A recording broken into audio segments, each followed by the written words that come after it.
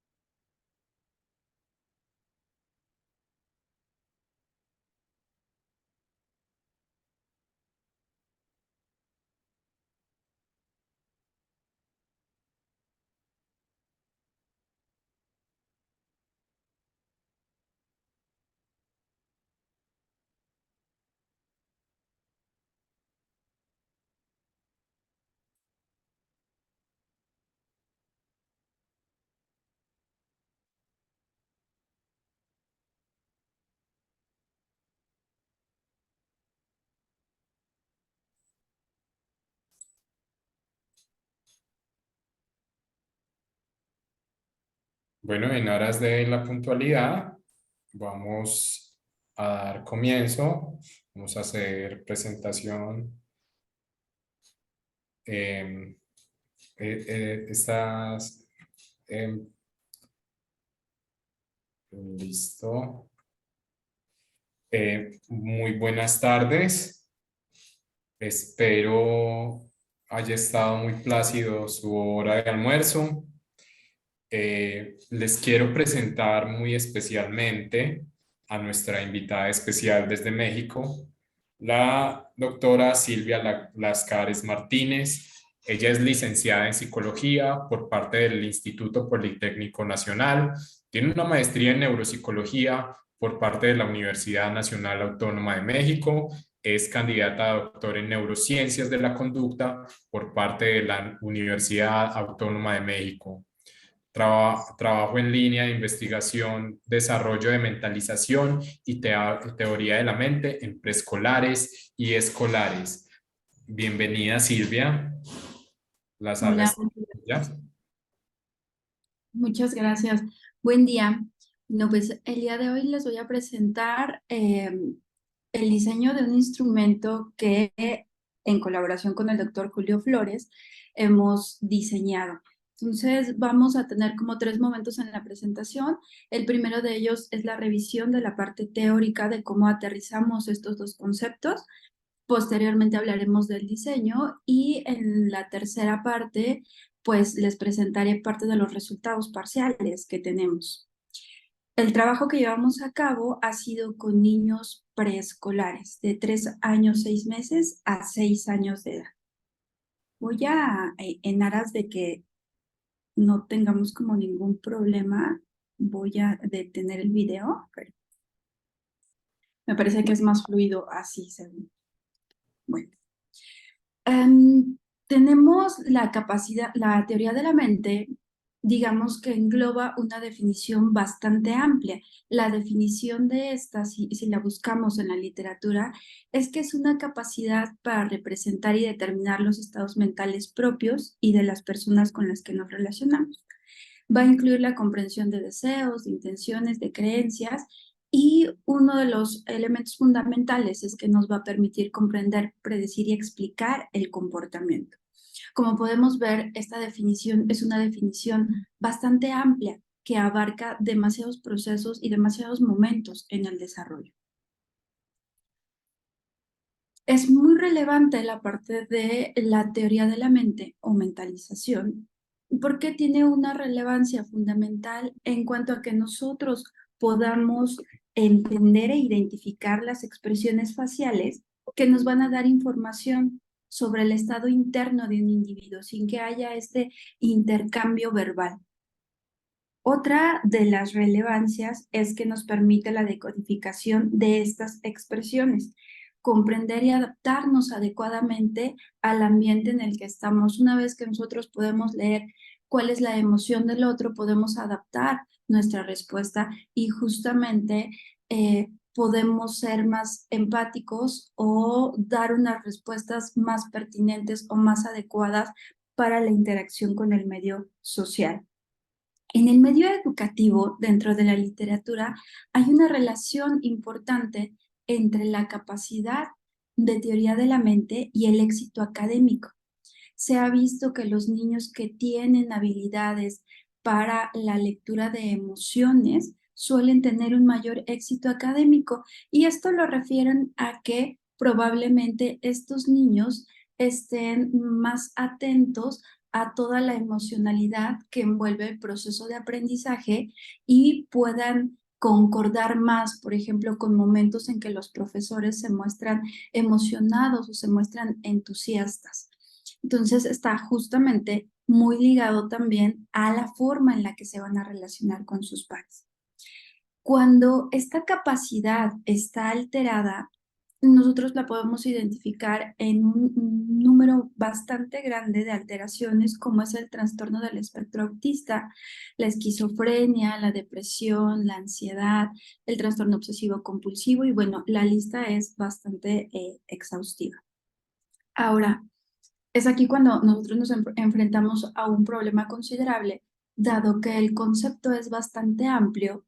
Lo que nosotros proponemos después de la revisión de la literatura es que tengamos dos conceptos separados. Comúnmente en la literatura se usan como sinónimos, pero nosotros decidimos separarlos y hablar de mentalización como una capacidad psicobiológica determinada que nos va a permitir la identificación de emociones y estados mentales por medio de la expresión facial. Y lo dividimos en cuanto a teoría de la mente como una capacidad de desarrollo de mayor complejidad que ya permite la competencia social, en la que están interactuando muchísimos más elementos. Por ejemplo, uno de ellos, el más relevante que nos parece a nosotros, es determinar el agente, entablar relaciones de causa-efecto una vez que hemos determinado de qué agente estamos hablando, a quién le hacemos atribuciones de sentimientos, de pensamientos y probablemente de posibles comportamientos. Ahorita me voy a enfocar a describirles cómo construimos la parte de mentalización y posteriormente la de teoría de la mente. Entonces, retomando, mentalización a partir de ahora, me voy a referir como justamente una capacidad psicobiológica determinada que nos va a permitir la identificación de emociones y estados mentales únicamente por medio de la expresión facial. Bueno, Esta, de acuerdo a la literatura que hemos revisado, es la capacidad que nos ayuda a reconocer expresiones faciales y esta es de forma innata, ya que hemos visto que tanto en los bebés como en los primates más pequeños pueden responder a expresiones faciales como un reflejo funcional. Este va a estar muy vinculado con el sistema de neuronas espejo que nos va a permitir la imitación de expresiones faciales y esto es muy importante porque nos abre la puerta o nos facilita el intercambio comunicativo con el cuidador y la detección de respuestas a estos estímulos, pues es muy relevante porque es el primer vínculo que tenemos. Este vínculo materno-infantil lo vamos a poder establecer por medio de esta cuestión visual y del reconocimiento de esta expresión visual.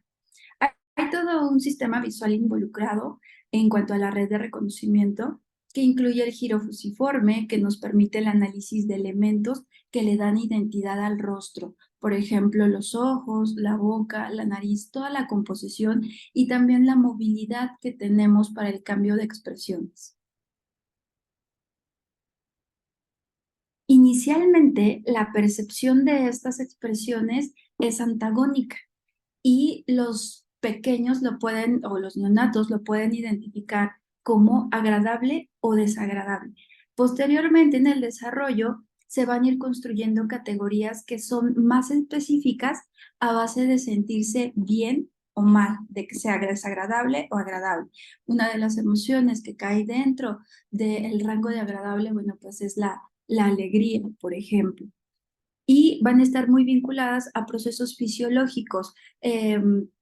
Quizá el momento en el que la temperatura sea adecuada, el momento de amamantar, el momento de arrullar, ¿no? Todas estas cuestiones van a producir una sensación, esta sensación va a estar ligada si es agradable, desagradable, y también a la par se va a ir construyendo o se va a ir relacionando el rostro que nos proporciona esa emoción o esa sensación tan agradable.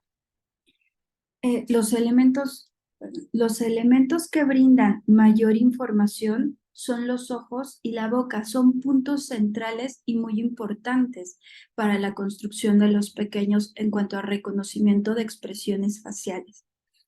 Un punto sumamente importante dentro del desarrollo destaca que los niños que posteriormente han sido diagnosticados con trastorno del espectro autista no realizan un rastreo esquemático como lo serían los niños con un desarrollo típico. En rastreo esquemático me refiero a que los ojos de los pequeños hagan el recorrido hacia los ojos de la madre, hacia la boca de la madre y entonces vayan haciendo una configuración del rostro para desarrollar familiaridad. En los niños que han sido diagnosticados posteriormente con trastorno del espectro autista, se ha visto que no logran hacer este recorrido, que probablemente se fijen únicamente en un punto inmóvil del rostro, como es la nariz, como es la barbilla o la frente.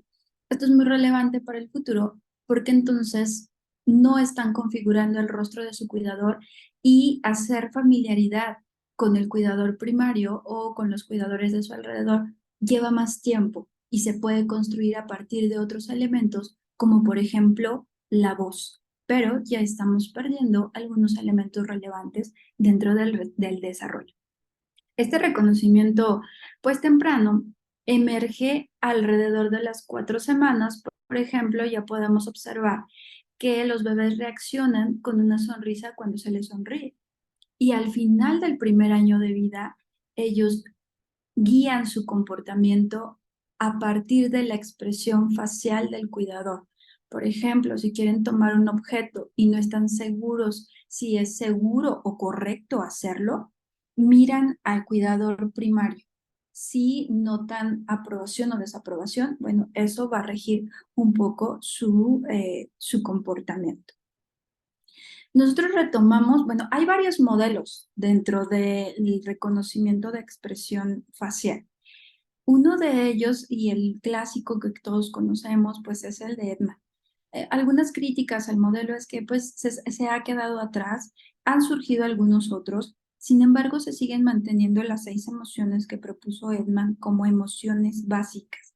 Entonces, nosotros para el trabajo que hicimos retomamos esas 6 emociones, que son el enojo, el disgusto, el miedo, la felicidad, la tristeza y la sorpresa. Dentro de las características de las emociones básicas es que tienen una valencia y una excitación universal. Es decir, obviamente una expresión de enojo aquí en México, en Colombia, en Canadá y en China va a corresponder a esa categoría de desagradable y la podremos nombrar muy seguramente y de la misma forma, ¿no? Como enojo. Ocurren con una mínima regulación y tienen un conjunto fisiológico, perdón, de componentes, como puede ser el cognitivo, el conductual y el fisiológico. Y cada una de estas emociones, bueno, tiene su propia forma de expresión que puede ser reconocida a nivel universal. Y bueno, justo como les comentaba, trazando de mejor forma el camino de este desarrollo, es que empezamos en los neonatos o en los bebés como emociones agradables o desagradables. Posteriormente, las emociones que se reconocen de mejor manera son las opuestas, las antagónicas, la alegría y la tristeza.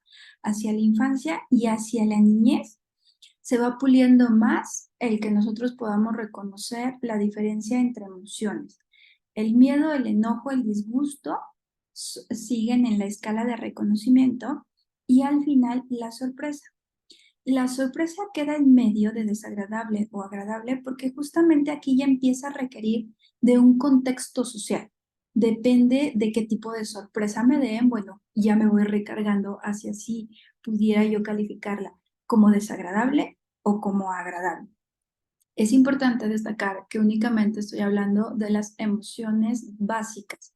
Ustedes saben que hay un conjunto muchísimo más amplio de emociones, como son las emociones secundarias. Sin embargo, las eliminamos de el instrumento que diseñamos porque tenían una carga muy compleja para la medición y para el piloteo. Ya les platicaré más adelante qué es lo que pasó con esa parte de emociones secundarias.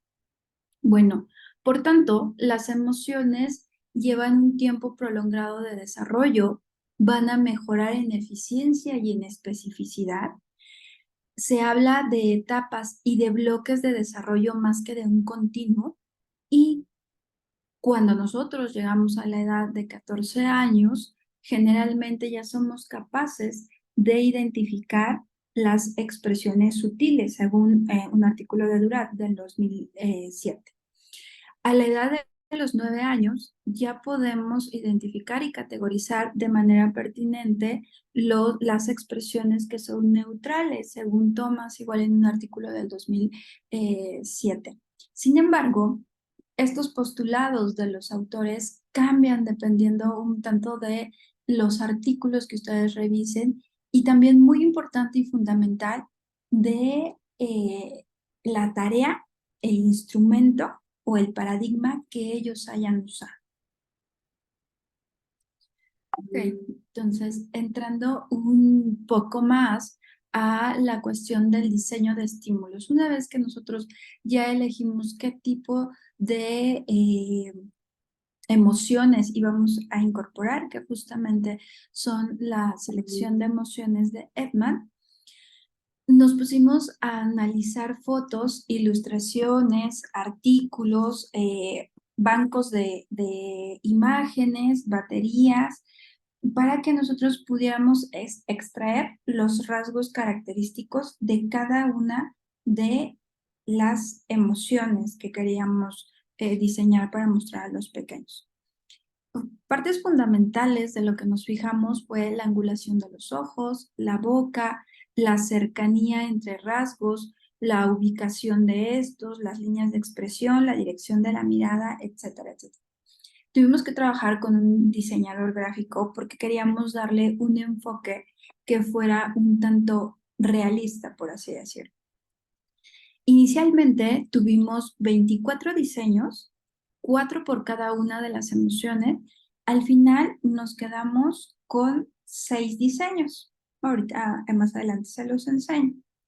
Una vez que nosotros tuvimos esos 6 diseños, decidimos validarlos a través del método de CELASO, de un artículo del 2017, que propone como método de validación que nosotros presentemos el estímulo al menos a 5 sujetos y que estos los califiquen con una especificidad mayor al 75%.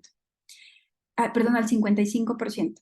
Y tuvimos 2 grupos de validación, uno con 80 madres y otro con 9 psicólogos. Lo que medimos fue el porcentaje de reconocimiento. Y en el grupo de las 80 madres, todas nuestros estímulos resultaron por arriba del 55% de reconocimiento. En el grupo de psicólogos, también los estímulos resultaron por arriba del 55% sugerido por CELASO. Y aquí empezamos a ver, pues obviamente algunas discrepancias, dado que estábamos comparando un grupo de validación de madres sin entrenamiento con un grupo de psicólogos, que finalmente tenemos más entrenamiento, querramos o no, en la parte de reconocimiento de emociones, ¿no? O mayor experiencia. Con ellos también medimos el grado de intensidad que mostraba la expresión y de igual forma estos tuvieron datos de validación positiva, ya que estuvieron por arriba del 55%. Los estímulos finales que obtuvimos fueron los siguientes. Estos son los que imprimimos para utilizar con los pequeños. Estos son nuestros estímulos de sorpresa, tristeza, disgusto, miedo, alegría y enojo. Lo que intentamos hacer fue que no hubiese una saturación perceptual para los niños que pudiera intervenir en la forma en la que ellos perciben los estímulos. También intentamos que ninguno de los elementos tuviera mayor relevancia y los que le dieran como un toque más realista fueran tenues para minimizar como el impacto o la competencia atencional, competencia perceptual. Ok, eso fue en cuanto a nuestro diseño de mentalización, que se refiere a este reconocimiento de expresión facial de caras. Nuestro segundo componente dentro del instrumento es teoría de la mente. Esta ya definida como una capacidad cognitiva de desarrollo complejo que permite la competencia social y va a permitir el agente de la acción, ¿no? Agenciarle al otro, atribuirle al otro. Nosotros lo hacemos por una relación de causa-efecto. Y bueno, de igual forma, revisamos dentro de la literatura para poder hacer esta dimensión y pues por supuesto que retomamos el modelo de Baron Cohen en cuanto al diseño desarrollo de teoría de la mente. Él tiene 4 momentos que son muy importantes. El primero de ellos es el detector de intencionalidad. Es decir, que nosotros podamos percibir intenciones en diversas formas de movimiento biológico, como por ejemplo, ¿cuál?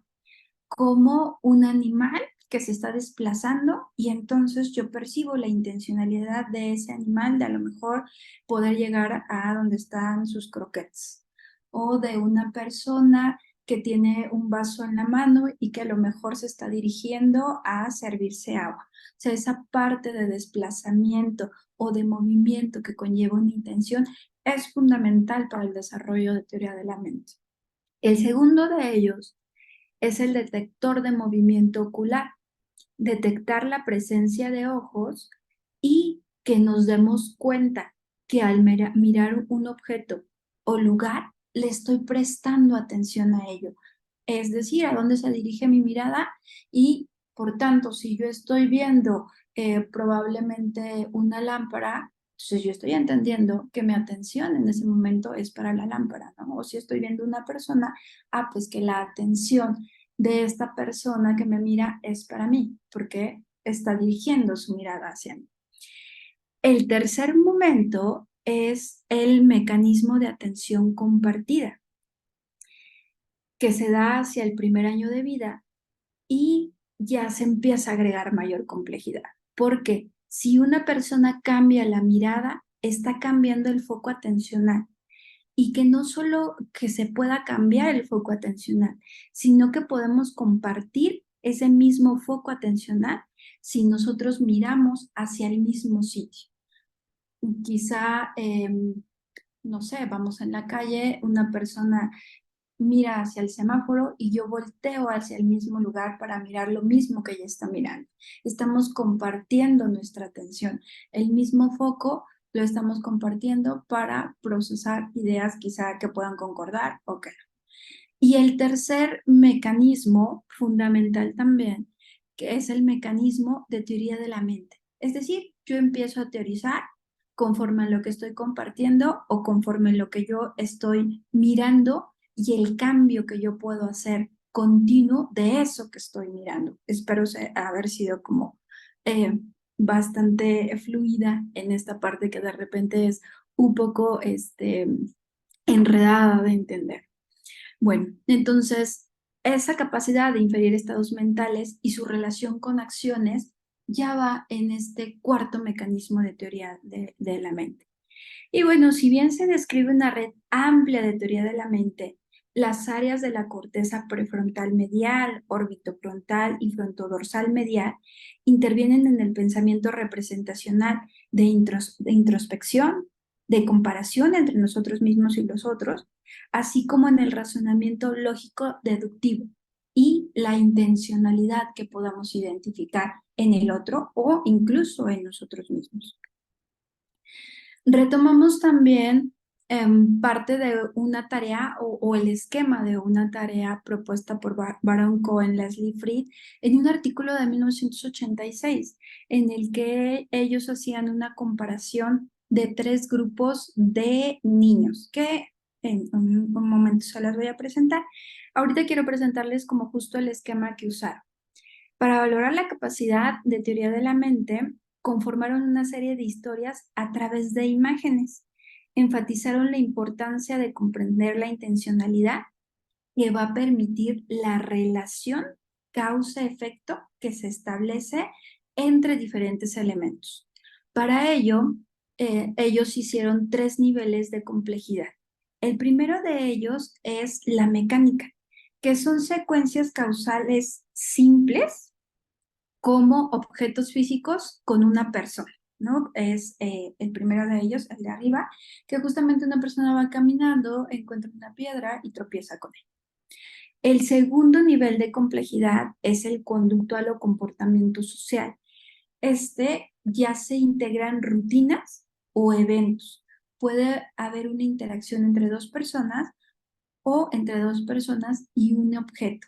Y el tercero de ellos, que es mucho más complejo, que es el intencional, que ya solo requerimos de comprender el estado mental del otro para poder entender qué sucede.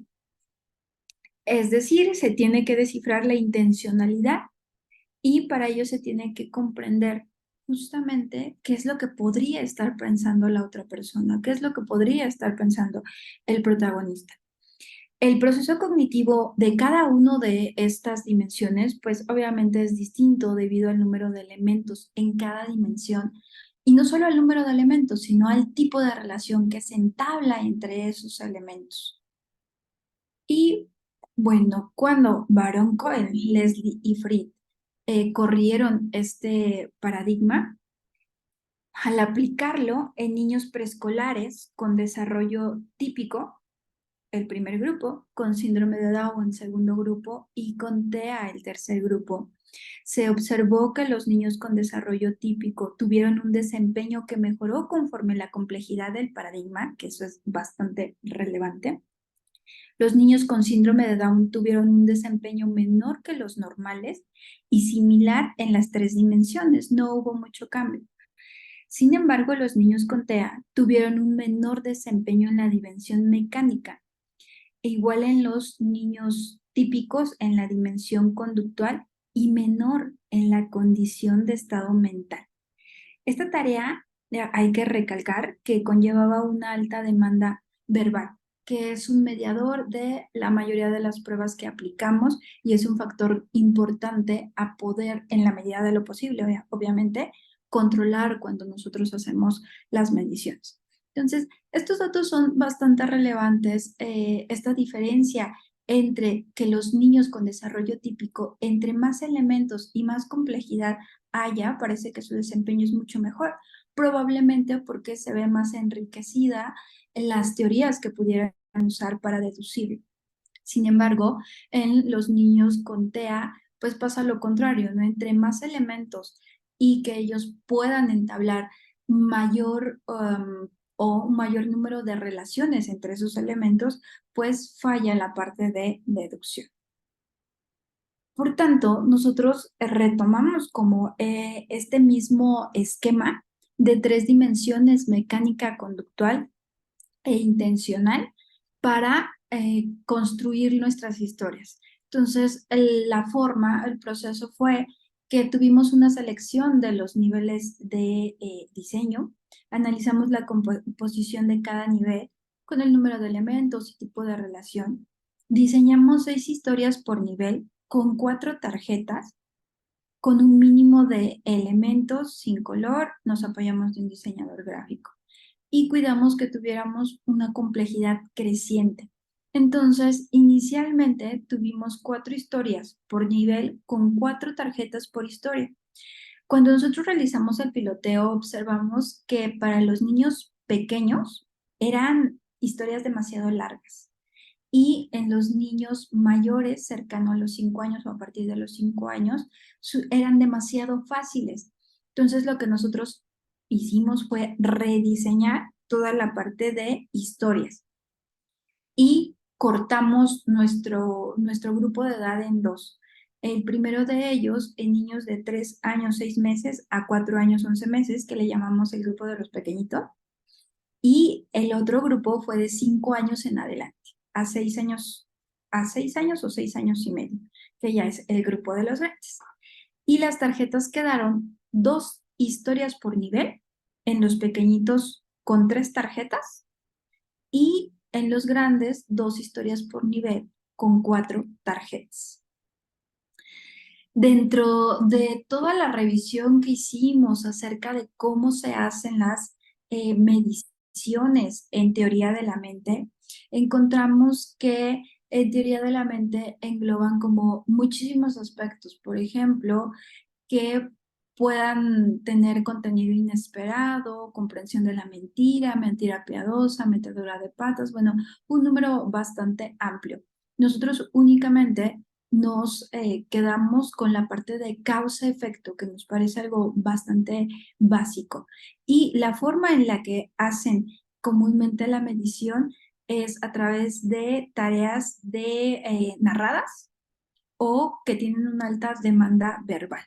Entonces, bueno, teniendo como todo esto en cuenta, que tanto en mentalización como en teoría de la mente, los instrumentos suelen ser fotografías, dibujos con un número de elementos amplio, en teoría de la mente que son cuestionarios, historias o cuentos, justamente quisimos hacer esta división, enfocarnos en emociones básicas, tener un instrumento con una demanda verbal mínima sin anularlo, porque la parte verbal es de suma importancia, y a diferencia de que comúnmente en los estudios se enfocan en las alteraciones más que en el desarrollo, se han estudiado muchos grupos de TEA, de TDA, de esquizofrenia, nosotros retomamos a la población con desarrollo típico, ¿no? Finalmente, las discrepancias que vemos en los diferentes artículos en cuanto a las mediciones de mentalización o teoría de la mente, pues no llegan a ser concluyentes. Y esto tiene que ver justo porque usamos instrumentos diferentes que requieren de demandas distintas para los pequeños. Bueno, entonces, como parte de este cierre de cómo nosotros conseguimos los estímulos, cuidamos que fueran derivados de la revisión de la literatura, que tuvieran un nivel de complejidad creciente, que fueran estímulos simplificados, sin una saturación perceptual, sin una demanda atencional bastante alta, que tuvieran pocos colores o colores sólidos, colores neutros. Todo esto, por tanto, derivó en un instrumento breve para la evaluación de mentalización y teoría de la mente en preescolares de 3 años y medio a 6 años, compuesto por caras, emociones básicas, en las que pedimos 2 tareas que son importantes para nosotros: pareamiento y denominación. Esta categoría, recordemos entonces que le vamos a llamar mentalización. El segundo momento son historias gráficas en las que pedimos un arreglo secuencial, un acomodo secuencial en el que se tiene que comprender causa-efecto y que le llamaremos teoría de la mente. Este es el esquema en el cual ya derivó nuestro instrumento. Tenemos la definición de mentalización, emociones básicas, con 2 tipos de tarea: pareamiento de emociones básicas y denominación de emociones básicas. Teoría de la mente como historia, secuencia de causa-efecto con 3 dimensiones: mecánica, comportamiento social y estado mental. Para nosotros también era importante tener una medición de competencia conductual, es decir, qué rasgos pudieran tener de un posible trastorno. Si bien nosotros pulimos nuestra muestra a través de cuestionarios para descartar algunos niños que tuvieran dificultades considerables o que fueran diagnosticados, hubieran sido diagnosticados con un trastorno del neurodesarrollo o alguna condición médica, fue importante que pudiéramos medir los rasgos autistas, dado que esta es una condición no exclusiva, pero muy ligada al TEA. Entonces, aplicamos la valoración del espectro autista en niños mexicanos e hicimos un análisis del puntaje total actual, porque la escala nos regala como la posibilidad de medir 2 momentos, uno 3 meses atrás o 6 meses atrás y actual. Y de conductas positivas y negativas también pudimos hacer ese análisis. La forma en la que nosotros aplicamos el instrumento fue colocando de una manera ya establecida, estratégica, nuestras tarjetas. Usamos 2 sets para emociones básicas. El primer set estaba compuesto de tristeza, de miedo y de disgusto, y agregamos un posible distractor que es una cara neutral. Entonces, se les presentábamos a los niños en este orden y se les pedía que juntaran las emociones que eran iguales. Esa era la instrucción inicial. Entonces, el niño pues juntaba las tarjetitas que tenían la misma expresión. Si no lo lograban hacer en un primer intento, se les brindaba un segundo intento. Una vez que los pequeños ya hacían este pareamiento de juntar las caras que eran iguales, les preguntábamos cómo se llamaban. Y ahí entonces pasábamos a la segunda medición, que es de denominación. Entonces ya nos podrían dar el nombre de la emoción. Igual se les brindaba un segundo intento si no lograban hacerlo a la primera. Entonces tuvimos un registro de pareamiento con 2 puntos si lo lograba hacer en el primer intento, 1 punto en el segundo intento y bueno, incorrecto, 0 puntos. Y otro momento de denominación de estas mismas estímulos de expresiones faciales ya pareados. 2 puntos en el primer intento y bueno, 1 en el segundo intento. Esta parte de la dimensión de mentalización nos regala entonces un total de 24 puntos. Este es un ejemplo del esquema de calificación que llevamos acá. Entonces, obtenemos un puntaje de pareamiento y un puntaje de denominación. Ahora, con la parte de teoría de la mente, estos son algunos de los estímulos que usamos, ¿no? De 2 historias que usamos. Una de nivel de complejidad inicial y el otro de nivel de complejidad final.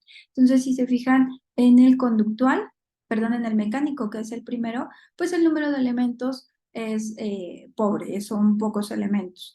Y en el último, de intencionalidad, pues ya hay un número más amplio de elementos y la relación que se entabla es más compleja. La instrucción que se les daba Previamente ya tenemos un acomodo en el que se les presenta a los niños. Se les presentaba con ese acomodo ya establecido y se les indicaba que acomodaran las imágenes para contar una historia. Entonces ya nosotros registrábamos cómo era el acomodo y también registrábamos cómo nos contaban las historias. Entonces, si lograban hacer el acomodo correcto en el primer intento, 2 puntos; si no lo lograban en el primer intento y lo lograban en el segundo, 1 punto. Nosotros dimos como puntos adicionales para la calidad de la historia que ellos podían narrarnos. Este es un ejemplo del registro que diseñamos para la calificación de estas historias. Bueno, solo recalcarles que obviamente este registro de estas historias es para niños pequeños, cambia para los niños mayores, pero conserva la misma estructura. Y decidimos hacer una valoración cualitativa de las historias para no dejar de fuera la narración. Esta valoración cualitativa la podemos clasificar en óptima, adecuada o inadecuada. ¿De qué depende? Del número de elementos que los pequeños incorporan y del tipo de relación que establecen entre esos elementos. Y bueno, aquí tenemos un ejemplo de nuestra, digamos, carátula de nuestro protocolo de calificación, donde condensamos todas las calificaciones y podemos obtener también la validación cualitativa, y obviamente obtuvimos el puntaje Z de una muestra de 120 niños con desarrollo típico. Y este es el acomodo que podemos tener a partir de los puntajes Z, que nos ayuda a clasificar si su desempeño ha sido adecuado, está por arriba de la norma, por debajo de la norma.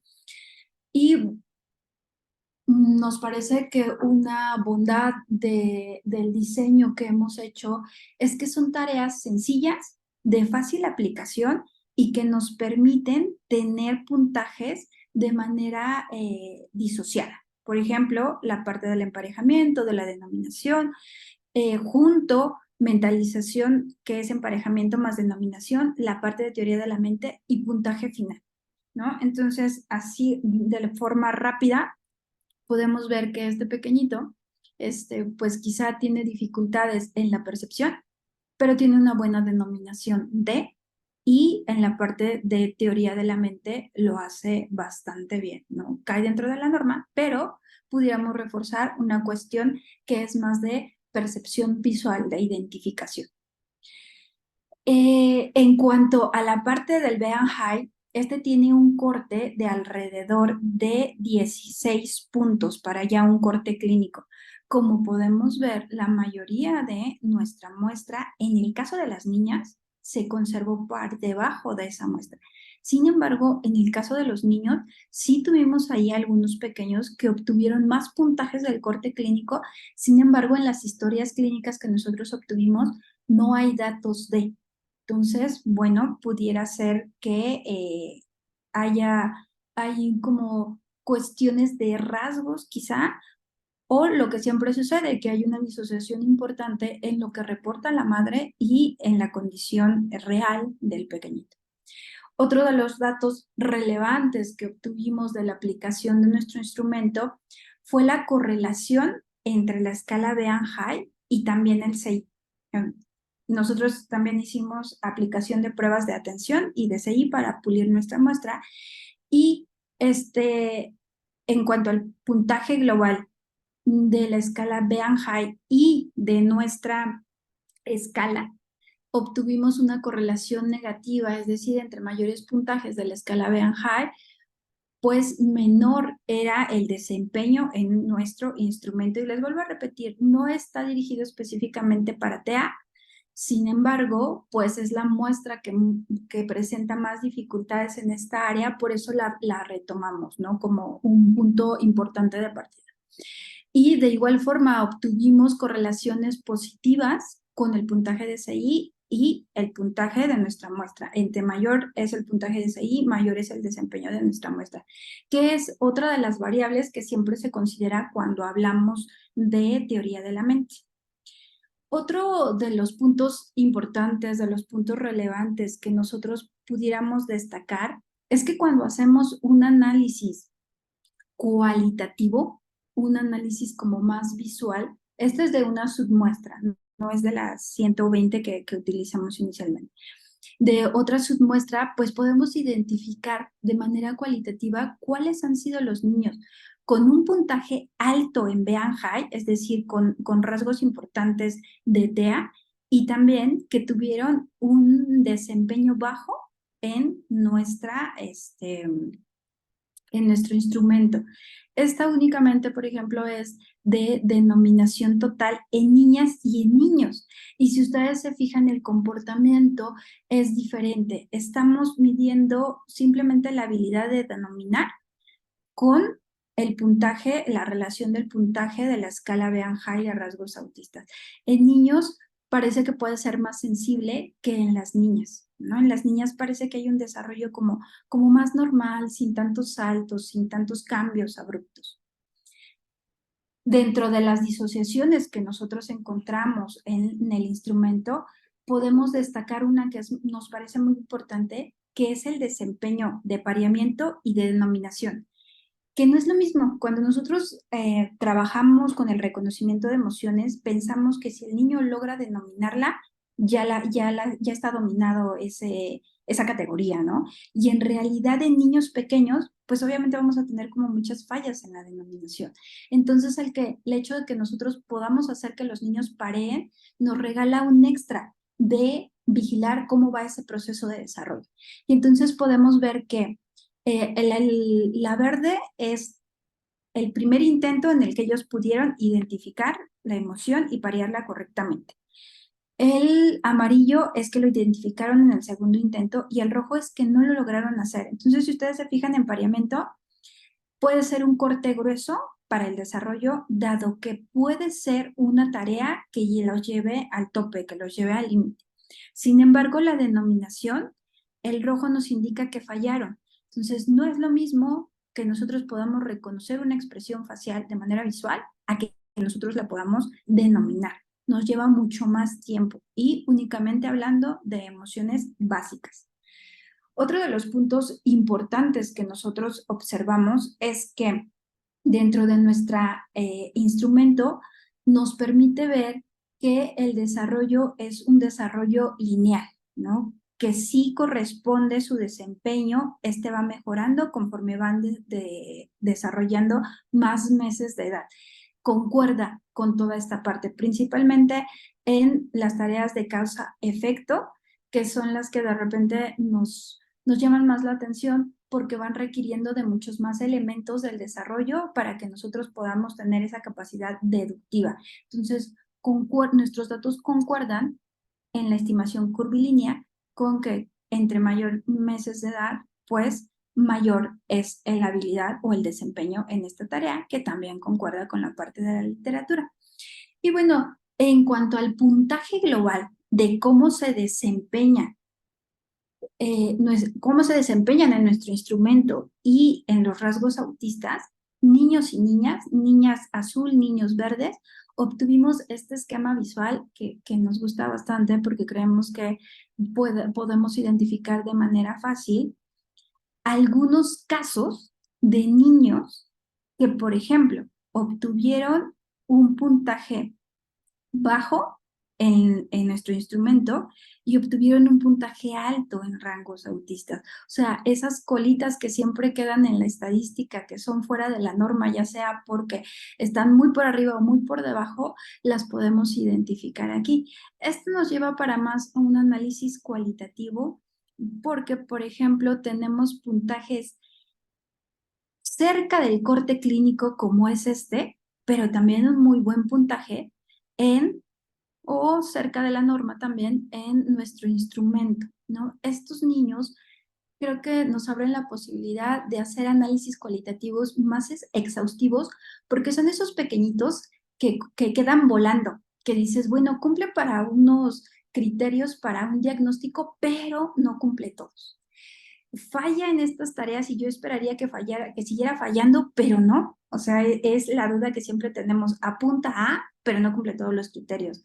Se parece a, pero no se parece totalmente a, ¿no? Entonces nos abre la posibilidad de explorarlos más y quizá lo que aquí esté pasando es que hay unos factores que son conmórbidos a todo esto y que quizá este caso no los presenta, como por ejemplo la alexitimia.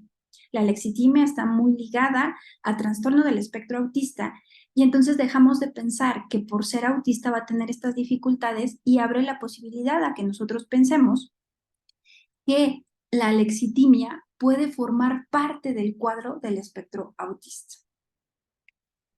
Y bueno, por último, ya para que no tengamos oportunidad a las preguntas, destacarles que adicional a la muestra que trabajamos, tuvimos una muestra con un CI límite o limítrofe entre 70 y 85 en la escala de CI. Sacamos también los puntajes Z para esta población, porque es una población que se queda también por ahí como flotando, ¿no? Y que consideramos que requiere como un tratamiento aparte de la población normal o de la población con CI realmente bajos o mucho más bajos que esto. Y cuando se quedan en el límite, de repente no sabemos bien hacia dónde llevar el trabajo con ellos.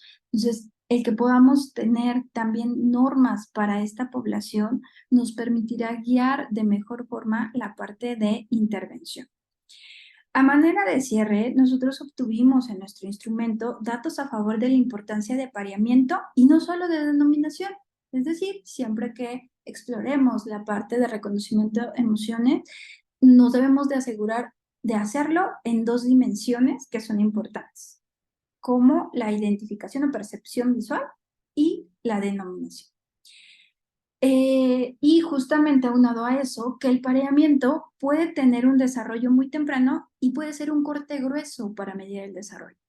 También obtuvimos que la parte de causa-efecto, que va hacia más teoría de la mente, tiene un desarrollo más prolongado y va de la mano con el desarrollo en meses. Que hay en cuanto a las diferencias entre los grupos, estas presentaron diferencias significativas. Digo, ya no me dio tiempo porque es muchísimo lo que tenemos, pero que presentaron diferencias significativas por edad, en emociones básicas y causa-efecto.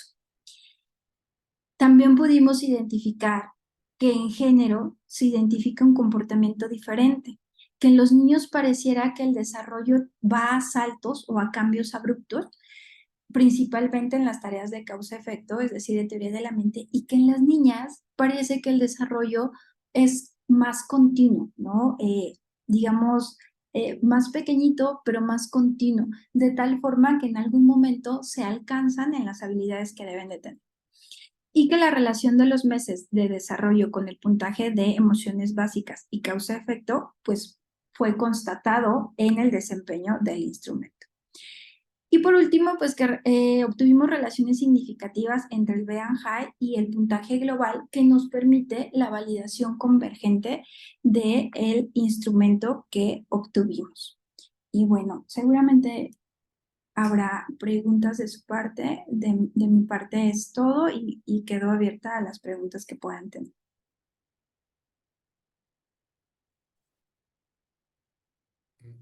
Bueno, doctora Silvia, veo que es un análisis y un estudio muy juicioso de los casos.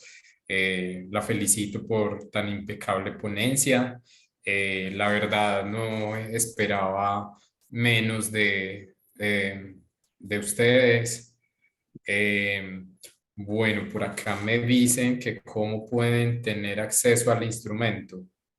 Bueno, la parte del acceso del instrumento, pues estamos trabajando en ello. Ya tenemos los manuales, como pueden ver, ya tenemos las normas y estamos trabajando en ampliar más nuestros datos para los puntajes Z, por ejemplo. Nosotros creemos que ya para el próximo año pues pueda salir a la venta con alguna editorial y pues tal vez tener alguna versión que podamos compartirles de manera libre para seguir ampliando nuestras normas, ¿no? Pero ya el siguiente año ya les avisaremos cómo se las podemos compartir.